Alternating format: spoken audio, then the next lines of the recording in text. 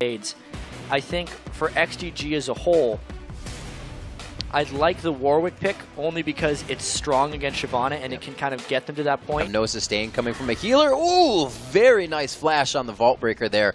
Benny's going to go ahead and waltz himself around. He will not get any blood sent out of this one. No, it's going to be a 3v1. Great transition up from high, but Zuna meets him first. Will it be enough? Zuna's like, I ain't got nothing for you after the cocoon. Benny finds himself in the long walk, going down for first blood. Definitely seeing less Meteos than usually in the lanes this game. We saw Snoopy tried to build mobility boots on Lee Sin in their first game for EG, and he was only really the support there, but here we go, getting the lockdowns in. They're going to be able to take him down. They try to get a bit of suppression down onto balls, but they get out alive. And he's flanking around from the side. They don't want to get caught in a Tibbers plus Xmithie combo. That would be a bit too much. No, but they are, chat. They are. And there's the culling on the backside. Box goes down. Benny's there to capitalize on the suppression, locking him down. LemonNation's going to fall on this one. It's safe to do any objective against Gragas if you have a Yauso on your team.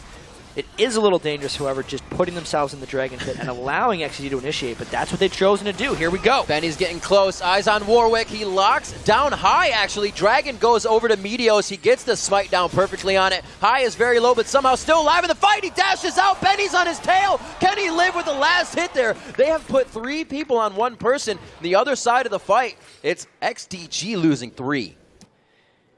This one's been pretty standard, not nearly as slow as their game against TSM, and I think they're trying to pull off a bit of a split push here with High farming on the side, which means here comes the initiation. Oh, sneaky on the front line, and that means he is going down first. Ball's coming from the backside, and they just get everybody as they try to siege the turret. That's how you do it. You come onto your own turret from the backside, but it looks like XDG finds a bit of ground in this fight. LemonNation very low, stopping High, but he's able to finish out mancloud, the barrel, taking down LemonNation before he gets hit, valiantly doing some good damage before he goes. The last time he did it. LemonNation trying to use the Fog of War here to his advantage on the side. Meteos on the out, he gets caught, he's forced to Vault Breaker in.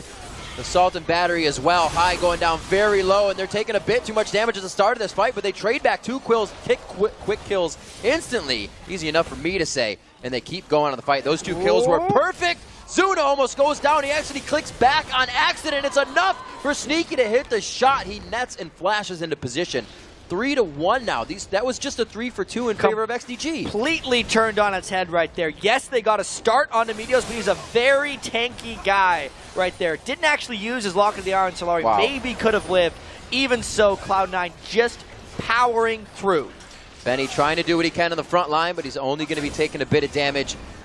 It looks like they get the turret without any worry. It's going to be on to Sneaky. They play him off. Can they get enough damage? And they finalize the kill. Great reaction time there by LemonNation to keep his AD carry alive. The follow-up kills coming from High. The Thresh Lantern out. And Boss is going to be safe from Burnout and the Ascension. Definitely have to be forcing more fights, but how can you do that? The other team is so far ahead, and you know it's a straight loss 5-on-5.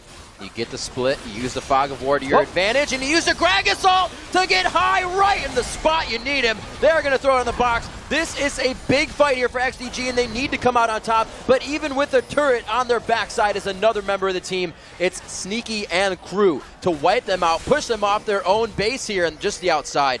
And it looks like they're able to continue. The Baron taking away has really given them a huge advantage, along with positioning. Hey, as nice as the catch was onto High, there was no Xmithie there to capitalize. So even after they killed him, it was still a 4v4 against a team with Baron, which meant 2 people fell on XDG, and they lost their turret. Here comes the continued push. And this becomes the hardest part. You have the wave you have been waiting for in the top lane, but XDG can't get anywhere near it. Cloud9 is knocking on the front door for a second time here. The second inhibitor looking to go down, doing this methodically as Cloud9 does, and I would not be surprised if they took the time to go top and take everything. Banshee's Bow being completed by High makes him very safe. There's a really hard initiation. Going to the back line. He went for a hell of a ride there. Meteos is there. Everybody's to the back line. Talk about dive buddies in 3, because it's a crowd. Zuna now the focus. He is trying to get himself out. The repel is the only thing to keep him alive for a few more seconds. mancloud feeling good about the 1v1 onto Sneaky, and that's what they needed, is the DPS to be out of the fight. But look how much power just comes from the auto attacks and the repeated abilities of the Bruiser squad. These 3, Balls, Meteos, and High, just doing work with Lemon on their back. So that was actually kind of cool. Vi knocks everyone aside when she goes for a target, which made way for the ace in the hole, and that's one of the huge things that just destroyed Xmithie in that fight. It means both inhibitors are going to go down. Maybe the game here, because they still got 4 people alive to 2 defenders. 35 minutes in the game. This is very much more so Cloud9-esque. Their 34 to 35 minute average game time becomes a little bit more true. They look to win their 2nd game of the North American Spring Split here in 2014. Whoa! A little bit more damage, and that could be the Nexus right there, trying to get some kills at the end. Everybody loves a little bit of KDA. The culling on the fadeaway, not enough.